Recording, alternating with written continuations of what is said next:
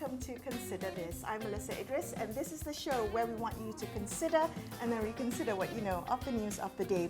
I'm here at PKR's headquarters in PJ, and I'm with Deputy President of the party, Rafizi Ramli, who is number 2 in the party. He also sits on the Pakatan Harapan Presidential Council, which is the decision-making body of the coalition. We're here to discuss all things GE15. He joins us with a slight sore throat, lost his voice while campaigning. But Rafizi, thank you for taking time today. The last time you were on Consider This, I think it was about in March, when you had just come out from a 4-year hiatus back in active politics. Now you are number 2 in the party. And I remember on that show, we were talking about how little time there was to convince fence sitters to come back, to come into the fold for PH and PKR. And I do want to ask you, because the most recent news we have is with PKR's candidate list and the seat selection that's been announced. Let's talk a little bit about that. Let's begin there. Talk to me a little bit about the thinking and the calculations that went behind drawing up that candidate lineup.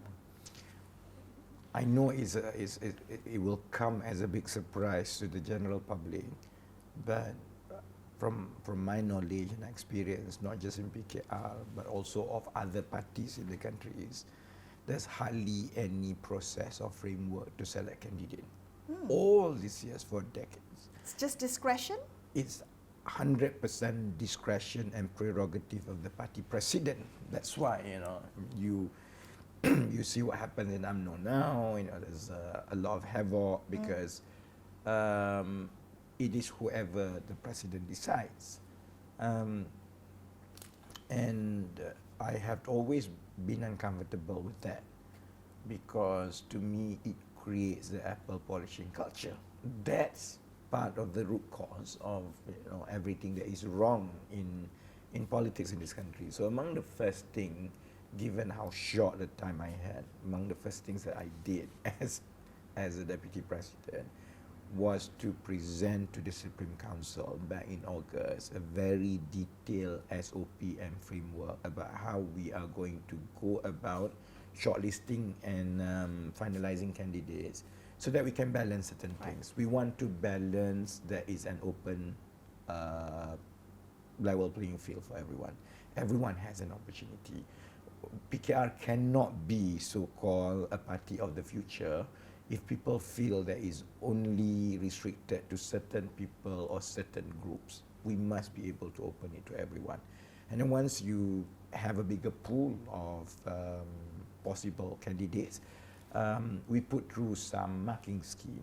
Like a matrix, right? Like a matrix. The Rafizi candidate selection matrix. We have a matrix. We give weightage to about 30% of your seniority and contribution to the party.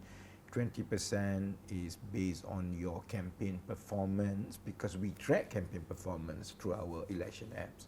We know how many people have been working in that constituency, how many voters have been called, how many hours they put. So, you kind of know the lazy ones will not pass through, because otherwise everyone tells the leadership that they are the most hardworking on the ground. So I've spent 20 years listening to people telling me that. This time around, they can't lie, because the number is on the cloud. May I just go one step before that, before the matrix, the framework? There was also what you called political innovation by opening it up to the wider public, whoever wants. I think there was a campaign where you said, members of the public, pitch yourself if you want to be a PKR candidate in GE15. That, while innovative, as you said, didn't go down as well within some PKR insiders, because back to that political culture that you talked about, that there's an understanding that you work your way up from within the party all the way up to federal, and this innovation was disruptive to the political culture. How did you deal with the dissent from within? At the end of the day, because the matrix is fair to everyone, and it allows the party, the leadership, the grassroots to pitch the best person that not only fit the local candidacy needs, but also the national campaign narrative. So that's why you didn't see the whole of PKR candidate list made up of people from outside, but there were enough good candidates that we got from that system that I think helped our effort to convince voters that we have a much better slate of candidates compared to UMNO or other contenders. Even on that basis, right? In the past, there had always been a problem where the divisional leaders basically only nominate themselves.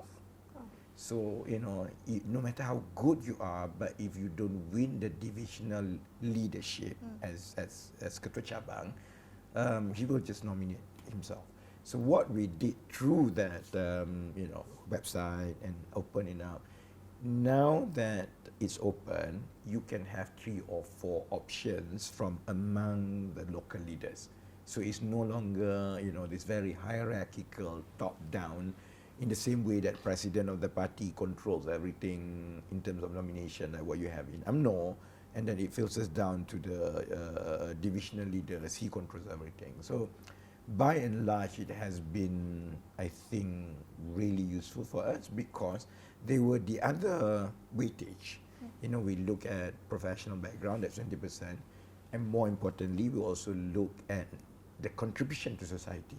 So for those who are not a party member or a party grassroots leader, they score quite highly when it comes to, take Dr. Nur Aisyah, for example, because when she applied, and we didn't know she applied, so there was about 1,600 candidates. So I spent days and nights together with the 1,000 plus candidates. 1,600 candidates that applied. So myself and the other vice presidents in the committee went through one by one, every single one. So we came across people like Dr. Nur Aisyah because, it's quite interesting. You start Googling and going. So you realize that there are people like this who have been trying to contribute in their little ways, but in a very impactful ways, because nobody wanted to focus on, Spina Bifida and stuff like that. And so those people, those candidates score quite highly in certain categories. So I think what is most important is the final list reflects the diversity, the combined capability, and also gives a flavor to voters that PKR represents the most diverse group in the country. And these people are academically qualified. They have been proven to have had some sense of community service, either in the party or in the areas that have been doing. How have you communicated that to the wider public, particularly the PKR voter base? Because, we talked a bit about internal unhappiness. There was also a lot of external unhappiness. The PKR voter base who were surprised, a little bewildered by some of the candidate selections, some of the incumbents who were dropped, incumbents who were seen to be pillar reformers, seen to be human rights affirming candidates. Those were the ones that came as a bit of a surprise to people who have long been PKR supporters. Are you communicating the Rafizi metrics, and how transparent is it that you're going to explain to them this is why you've chosen these candidates? It has been communicated stage by stage, actually publicly. In fact, it was communicated to the media, when we finalized it. The whole word-by-word framework was actually published and communicated to the media. That's why people who wanted to apply, they know precisely how they would the breakdown. Of course, I think one advantage that PKR has, I think, compared to other parties, is that we are able, as best as possible, to try to aggregate the noises, the chattering, the protests, the opinions, to try to be as representative of either the party grassroots or the voters as best as possible. Because there are always loud voices, but the loud voices don't necessarily represent the overall population or the overall constituency. So in the case of, for example, protests about or opinions about some candidates who were considered stalwarts. They were very seniors. We actually track social media. We track reaction, and you compare that reaction compared to the overall positive mood towards the all the other candidates and the matters. I would say So it's by far overwhelmingly more positive. this is you utilizing your big data approach, Yeah. your invoke Yeah. analytics approach. Yeah. Talk to me a little bit about that. How important is those calculations going into your Rafizi Ramli's GE15 strategy? This is actually pivotal. It's central to what we do because this is a digital election. And I think if we were to win this election, if it comes to that, I hope it comes to that, I can categorically say that we have won it because we understood digital generation better and we have the infrastructure and capacity to do it. Because the problem with politicians, even the media, is like we live in quite a selected bubble. Our echo chambers. Our echo chambers. You meet a few people and so on, and because you hear them, and that's what had happened in the past. So long as you have access to the top leadership of political parties, you can influence them. But your opinion might not be representative of what's really out there, and that's what happened in Johor and Malacca. PKR and PH were living in the bubble. The ability to track support level on daily basis, for example, we have that. So we roughly know, so long as instances and protests there and negative comments here and there, so long as it is not a high resonance, it's not representative, that's fine. So likewise, every time we announce a candidate, every time we move from one strategy to another, as we roll out what we want to do next, we do track the social media sentiments, the digital footprints, either on Twitter or Facebook, and it is aggregated to give a sense that is this going well or not? And so far, it's by far very positive. And on that note, this strategy perhaps now fully utilized in GE15. What are some of the strategies from GE14 that you think no longer apply for PH Punya strategy going forward? Or are the strategies still the same fundamentally, or have voters changed too much? Well, I think you have to see at different levels of strategy. One strategy is in terms of the campaign infrastructure and campaign approach. The other strategy, which is as important, is the campaign content. In terms of campaign strategy and approach, I don't think much has changed. Basically, even from 2018, the country and the voters were already transitioning into a digital generation. Much of the mood was captured and translated by digital footprints.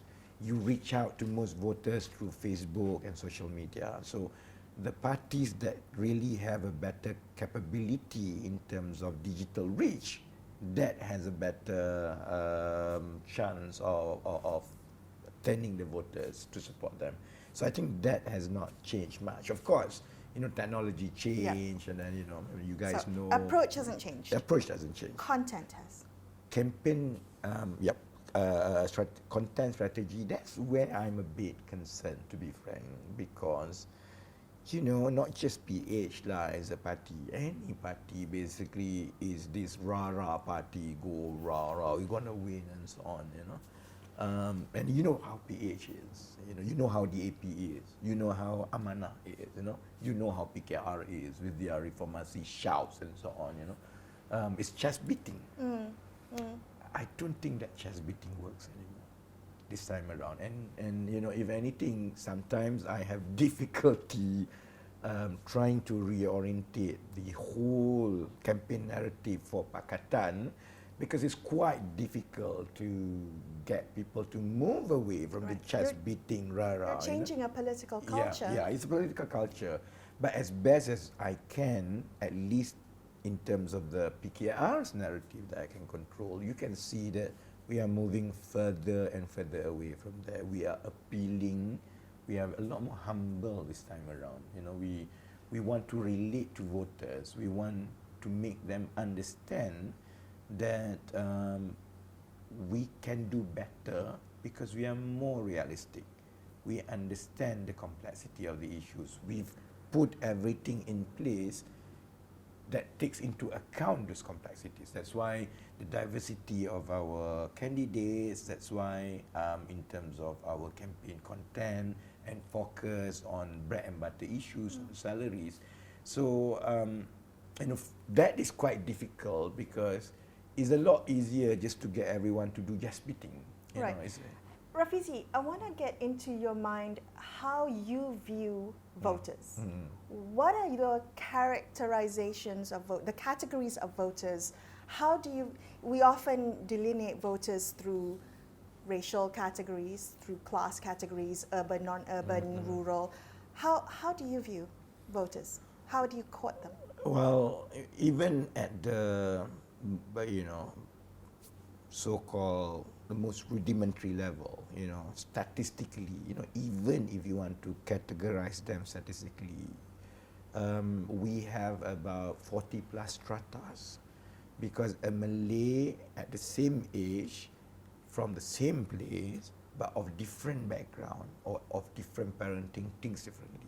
Right. So if you do this, you can imagine, how diverse each voter is. So that's why voters profiling is a lot more complicated, So, but we have a science to do that. Data science allows us to profile voters and to categorize them based on so many traits. Okay. So we have about 40 plus traits. Can I get you to hone in on what is being said as the most important voter base, the Malay voter base? It's multidimensional, multifaceted. How do you think about the Malay base, particularly because PH has always had trouble messaging to the Malay base, and now we're going to see a far more crowded field fighting for that vote? The biggest mistake of any anti-UMNO or anti-PAS forces, be it PKR or be it Bersatu or be it Pejuang, and especially the urban voters, is this very condescending view about Malay voters. To say that Malay voters supported UMNO because they don't understand corruption. Malay voters are extremely more complex than that. In fact, there is nothing that support this idea that the uneducated ones support UMNO, the educated ones support PH. It's actually very mixed. It goes deeper than that. It's about a question of identity and security. That's why messaging and body language, that's why posturing to voters are a lot more complicated. And that's why I'm very apprehensive with the rah-rah chest beating type. Because, by and large, I think Malays understand that UMNO is bad. By and large, throughout the country, except in small pockets, Malays understand that PAS is incompetent to run this country. But either they are not confident enough that PKR and PH especially have the moral courage to defend what they think is quite important to them, which is their identity. And there's this issue about security, emotional security, that if we were to move to the center a bit from the right, because Malay voters who put identity and emotional security. Are you talking about the Malay agenda? Are you talking about PKR defending the Malay agenda? Well, that's where things are different. I'm not talking about Malay agenda. Okay. That's where I think PH or urban voters, I got it wrong. Your average Malays actually don't relate to the so-called Malay agenda about positions or about largesse and so on. They're quite concerned about sensitivities to their culture. What they feel that people are disrespectful of the Malay culture and Malay existence, and it's very complex. to explain, but it's something that is extremely pertinent to them. Yeah, I think the word, the important word you used was the confidence. So having the confidence and the moral courage, and not feeling disrespected. I think those are some of the key words that you mentioned. The question is how far PKR will move to give them that confidence without sacrificing the confidence that your liberal progressive voter base already have in you. That's also where I think, at least I look at it differently, and I think Anwar had always maintained it very differently as well. And that's where the misunderstanding, I think, about Malay voters. No one says that in order to give them the emotional confidence and security, that you have to be more right-wing, that you have to talk about Malay agenda. What they want is a very objective and candid Malay leaders who are competent, who are actually very progressive because they want to progress.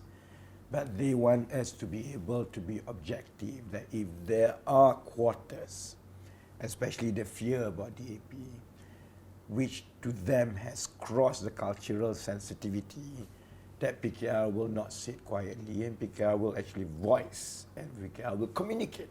Okay. So long as we can do that, I think that's not a problem. And that's exactly why people always say that, you know, Rafizi is arrogant, Rafizi is that.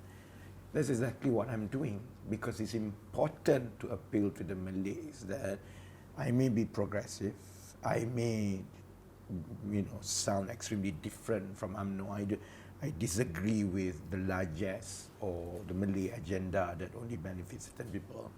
But I'm a Malay and I'm sensitive to their cultural sense of belonging, which sometimes I think there are quarters that always transcends that. And as a country, it's such a waste that because we don't appeal to the emotional security of the largest group, that we lose the opportunity to progress and to fix a lot of problems in this country. Right. Rafizi, in the few minutes that we have left, I want to ask you what your, let's call it scenario planning for the 20th of November is. Day after polling day, what is the scenario plan? Well, I think a lot of the plannings will happen 1 week before that, because after the first week of campaigning, we may be able to see whether there is a swing. This using the analytics you were talking about. Yeah. And it's like, you know, because we track support every level, we kind of know the threshold of support that we have to cross. We will see, for example, how digital footprints have developed. For example, our digital footprints have trebled over the last 1 month compared to the previous 6 months. So all this, with the parameters, you roughly know what kind of numbers you will get. So 1 week into campaigning, you'll roughly get a sense what happens either side of that scenario. Yes. So the scenario planning basically begins from there, you know. I still think that most probably is going to be, as what I indicated before, which is the mandate in Semenanjung, although not overwhelming, but the mandate most probably will go to PH. And then most probably that's the case for local parties in Sabah and Sarawak. Of course, whatever that needs to be discussed will take place even before the voting days. But we will know before the voting days whether the local coalition in Sabah and Sarawak are open to working with PH or not. Will there be time to recover? So you say within the first week or so of campaigning, you'll roughly know if there's a swing. Is there still time to make up whatever needs to be made up? Yes, of course. I mean, campaign momentum is either incremental or is either shooting up, you know.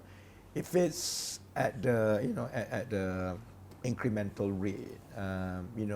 It will not change the number too much, because to cross from 80 plus to 100, it takes mountains to move for PKR, because we require a huge Malay swing in the Malay belt, because we contest in the 80-90% Malay constituencies, So while it is quite, I wouldn't say easy, but it's doable to maintain 80 plus.